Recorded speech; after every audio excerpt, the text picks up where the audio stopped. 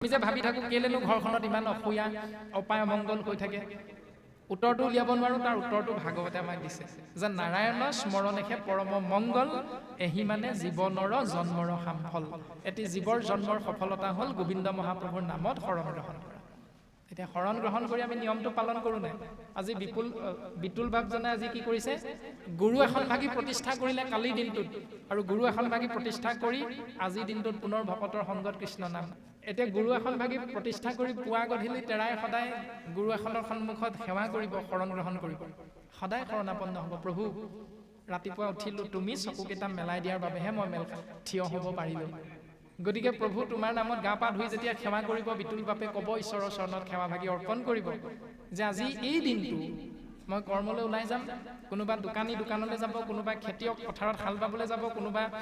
doctor engineer তেওঁ কৰ্মলৈ যাব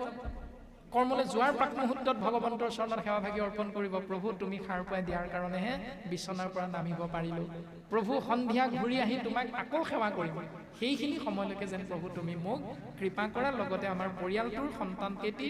আইগৰাকীৰ পিতৃ মাতৃৰ লগতে সমস্ত জীৱৰ তুমি যেন মংগল কৰা প্ৰভু তোমাৰ চৰণত আমি পুৱাৰ সেৱা ভাগি অৰ্পণা কৰিছো তাতে কোনোবা এজনৰ অমংগল হ'ব নিশ্চিত কাৰণ সেইটো সেই ব্যক্তিজনৰ কৰ্ম আকৌ ঘূৰি আহি সন্ধিয়া সময়ত প্ৰভু দিনটো তুমি ভালে ভালে নিলা গতিকে এই যে ৰাতিটো আহি আছে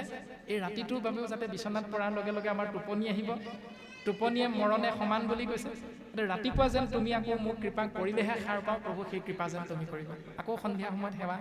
কিন্তু প্ৰত্যেক মুহূৰ্ততে কৰিব লাগে সেইখিনি সময়টো আমাৰ প্ৰত্যেকৰে নাই সেইকাৰণে পুৱা আৰু গধূলি ঈশ্বৰৰ নাম আশ্ৰয় কৰি আমি জীৱনটো অতিবাহিত কৰিবৰ বাবে আমাৰ যদি গুৰু গৃহ ভাগিয়ে নাথাকে